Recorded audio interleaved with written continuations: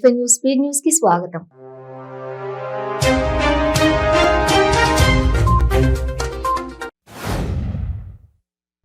యాదగిరిగుట్ట శ్రీ లక్ష్మీ నరసింహస్వామి వారిని రాష్ట్ర గవర్నర్ తమిళిసై సౌందరరాజన్ దర్శించుకున్నారు. కొండపైకి చేరుకున్న గవర్నర్ కు కలెక్టర్ పమేల సత్పతి, ఆలయ అధికారులు ఘన స్వాగతం పలికారు. అసెంబ్లీలో మాట్లాడడానికి ఎన్నో సమస్యలు ఉన్నాయని, సంగారెడ్డి సమస్యలతో పాటు రాష్ట్ర సమస్యలపై మాట్లాడతానని ఎమ్మెల్యే జగ్గారెడ్డి అన్నారు. ప్రస్తుతం మెట్రో ట్రైన్ మియాపూర్ వరకు ఉందని, పటాన్చెరు వరకు పెంచే యోచనలో ప్రభుత్వం ఉన్నట్లు వార్తలు వచ్చాయన్నారు.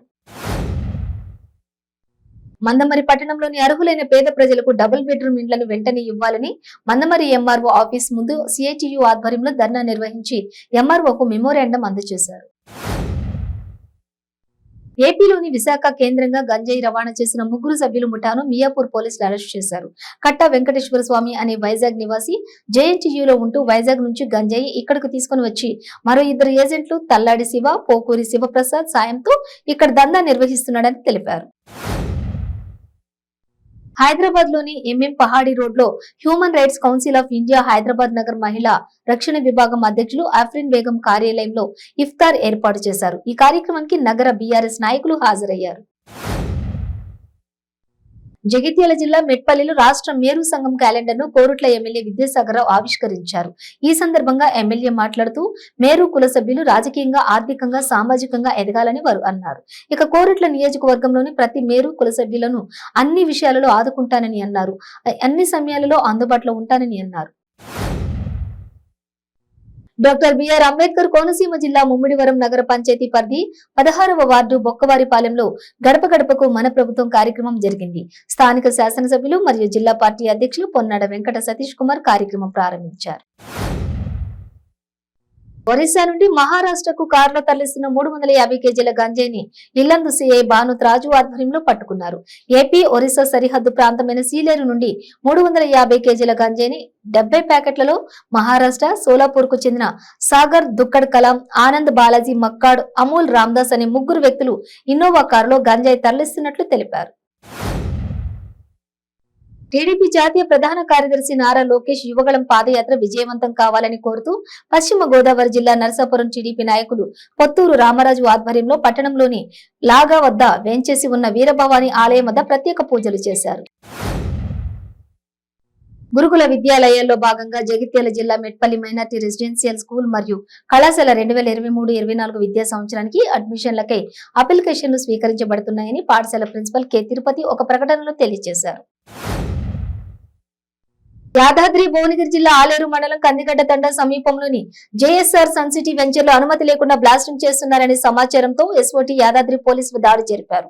6 వ్యక్తులపై కేసు నమోదు చేశారు. 4 అరెస్ట్ అయ్యారు. 2 పరారీలో ఉన్నారు. 57 gelatin sticks, 51 detonators, 3 connective wire bundles, 4 mobile phones, 1 compression వాహనం స్వాధీనం చేసుకున్నారు.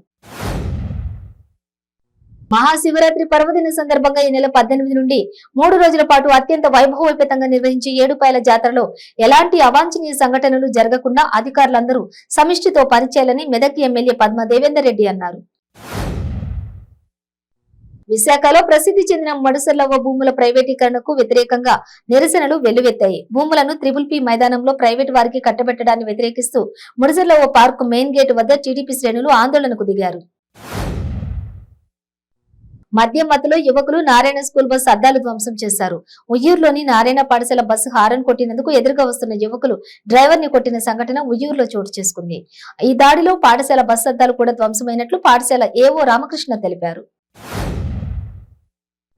ఎన్టీఆర్ జిల్లా విసన్నపేట మండలం కొండపర్వ గిరిజన గురుకుల పాఠశాలలో 8వ తరగతి చదువుతున్న విద్యార్థిని ముఖ్య శిరీష హాస్టల్ మొదటి అంతస్తు నుంచి గ్రౌండ్ ఫ్లోర్ కి జారి పడడంతో తీవ్ర గాయాలయ్యాయి. దీంతో హుటాహుటిన చికిత్స కోసం నూజివీడు ప్రభుత్వ ఏరియా ఆసుపత్రికి తరలించారు. విశాఖలో వచ్చే నెల జరగనున్న G20 సదస్సు నేపథ్యంలో అధికారుల నిర్ణయాలు చిరు వ్యాపారస్తులకు శాపంగా మారుతున్నాయి.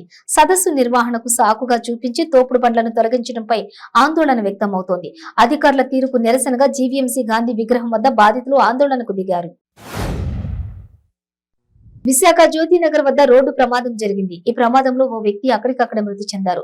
విశాఖ తాటిచెట్లపాలెం నుండి బిర్లా జంక్షన్ మీదుగా వస్తున్న లారీ జ్యోతినగర్ సమీపంలో జాతీయ రహదారిపై ఢీకొనగా ఆ వ్యక్తి చనిపోయినట్లు పోలీసులు ధృవీకరించారు. వరంగల్లో భారీ అగ్ని ప్రమాదం సంభవించింది. నగరంలోని అండర్ బ్రిడ్జ్ ప్రాంతంలో ఉన్న స్క్రాప్ దుకాణంలో అగ్ని ప్రమాదం చోటు చేసుకుంది. భారీగా మంటలు ఎగిసిపడడంతో చుట్టుపక్కల వారిని పోలీసులు ఖాళీ చేయించారు. యాదాద్రి భువనగిరి జిల్లా యాదగిరిగుట్ట మండలం తాళ్లగూడెం గ్రామ శివార్లోని పేకాట శిబిరంపై ఎస్ఓటీ పోలీసులు దాడి చేశారు. పేకాట ఆడుతున్న 9 మందిని అరెస్ట్ చేసి వారి వద్ద నుండి 65,430 రూపాయల నగదు, 10 సెల్ ఫోన్లు, 2 కార్లు, 4 ద్విచక్ర వాహనాలు స్వాధీనం చేసుకుని విచారణ నిమిత్తం యాదగిరిగుట్ట పోలీసులకు అప్పగించారు. తెలంగాణలోని ప్రముఖ పుణ్యక్షేత్రమైన యాదగిరి లక్ష్మీ నరసింహస్వామి వారి అనుబంధ ఆలయమైన పాతగుట్ట లక్ష్మీ నరసింహస్వామి ఆలయంలో వార్షిక బ్రహ్మోత్సవాలు కొనసాగుతున్నాయి. జనవరి 31వ తేదీన స్వస్తి వాచనంతో ప్రారంభమైన బ్రహ్మోత్సవాలు ఫిబ్రవరి 6వ తేదీన అష్టోత్తర శతఘటాభిషేకంతో ముగియనున్నాయి.